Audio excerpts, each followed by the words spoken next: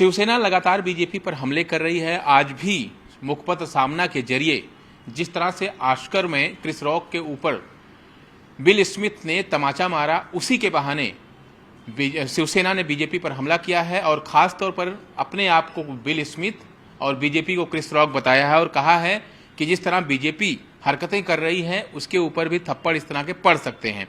बात करने के लिए राम कदम जी, बीजेपी के विधायक और प्रवक्ता, हमारे साथ हैं। सर, खुद को विल स्मिथ कहना और बीजेपी को क्रिस रॉक बताना, क्या कहने की कोशिश है? खासतौर पर आपके ऊपर लगातार हमलावर हैं। विगत 2.5 वर्षों से ये महाराष्ट्र के 3 दल, ठाकरे जी की अगुवाई में ये सरकार चल रही है। इनके इस दागी चेहरे को फिर वो महाराष्ट्र की न्यायपालिका हो या देश की सर्वोच्च न्यायपालिका हो, इसमें लगातार दिन प्रतिदिन कोई न कोई मामले में इनके मुंह पर थप्पड़ तमाचा उनकी ओर से आ रहा है।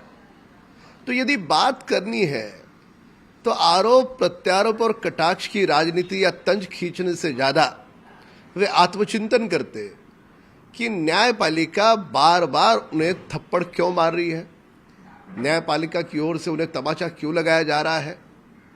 पूरी तरह से आपराधिक मामलों में ये लिप्त सरकार है। अब जब इनके पास इन्होंने क्या गत 2.5 वर्षों में किया वह बताने के लिए इनके पास कुछ नहीं है, इसलिए इस प्रकार की फिजूल की बातों में उनका अखबार और उनके नेता व्यस्त हैं। एक बड़ी अहम बात उन्होंने ये भी कही है कि बीजेपी महाराष्ट्र को बदनाम करने की कोशिश कर रही है, बार बार नेताओं के ऊपर ईडी का दबाव डाला जा रहा है और बीजेपी की जो हरकतें हैं वो क्रिस रॉक से भी नीचे गिरी हुई हैं। महाराष्ट्र को इनकी खुद की जागीर नहीं है। महाराष्ट्र 12 करोड़ लोगों की जागीर है, इस देश की संपत्ति है, ये देश की भूमि है। ये महाराष्ट्र को ऐसे पकड़ करके चल रहे हैं कि ये दागी चेहरे वाले 3 दल और विशेषकर शिवसेना महाराष्ट्र को अपनी संपत्ति, निजी संपत्ति मानती है। तुम मतलब महाराष्ट्र नहीं हो, तुम मतलब मुंबई नहीं हो। ये महाराष्ट्र के 12 करोड़ लोग यानी महाराष्ट्र है।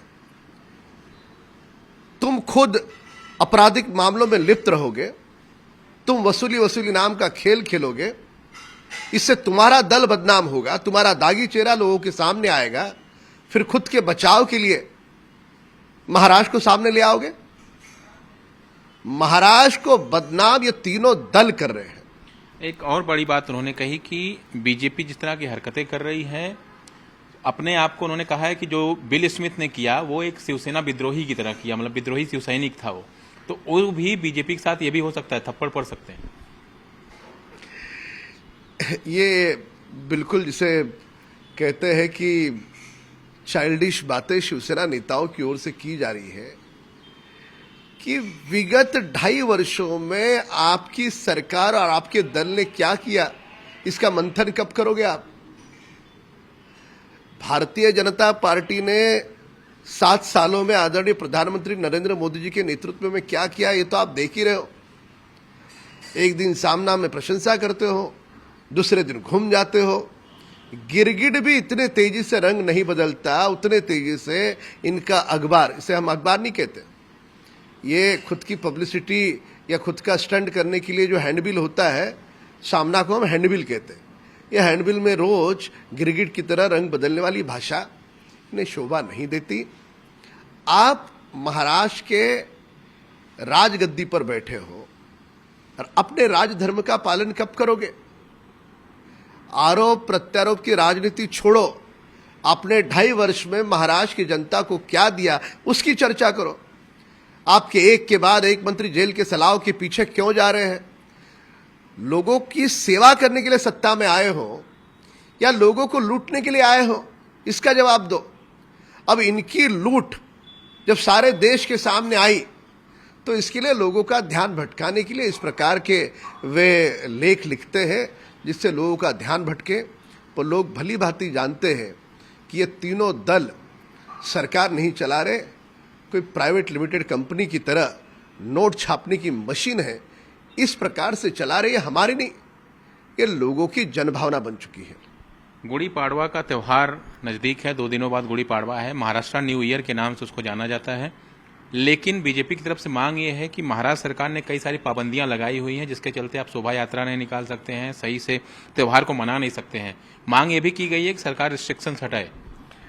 ठाकरे सरकार जब भी हिंदू त्योहार आते हैं तब ये जाग जाते हैं, ये बंद, वो बंद, ये पाबंदी, ये मत करो, वो मत करो। कहाँ खो गया तुम्हारा हिंदुत्व? ये तीनों दलों को केवल हिंदू त्योहार दिखते हैं पाबंदी लगाने के लिए। जो पाबंदी लगानी आप लगाओ, आपकी कोई पाबंदी हम नहीं मानेंगे।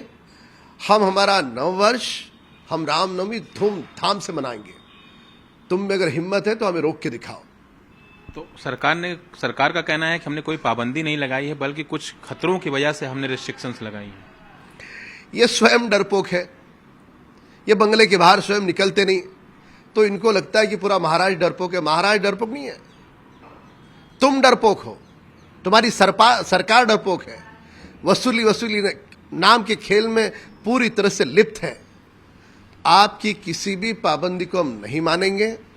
हम हमारा नववर्ष, हमारी रामनवमी हम धूमधाम के साथ मनाएंगे। तुम्हारे पाबंदी को हम स्वीकार नहीं करते। कैमरामैन आनंद के साथ दिवाकर सिंह, न्यूज़ 18 इंडिया, मुंबई।